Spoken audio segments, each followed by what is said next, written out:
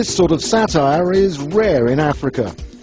Good evening, I'm journalist Sid. Lampooning the political elite with puppets. Will the President and the Prime Minister please come with me?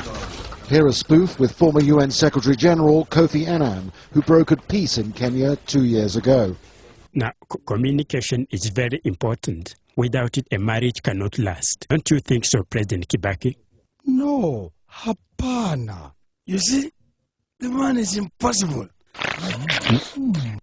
The send-up of a strained relationship between coalition partners Mwai Kibaki and Raila Odinga goes even further. Somalia. Former President Daniel Arap Moi.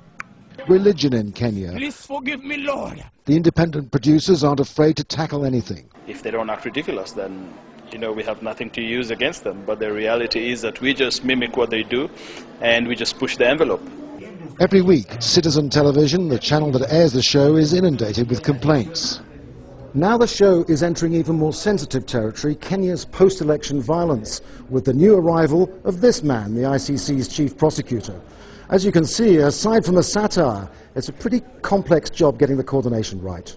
And for the puppeteers, catching the mannerisms of their subjects is quite a process. Because if you are to bring out a character, then you must have studied that character. You have to bring out the movements very well.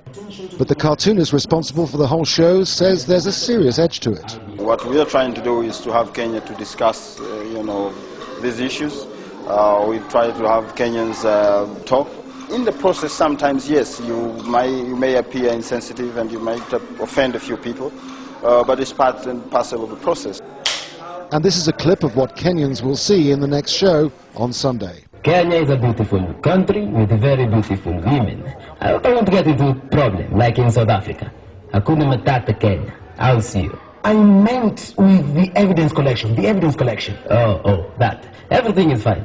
The fact that such irreverent satire will be banned in most African states says a lot for media freedom in Kenya.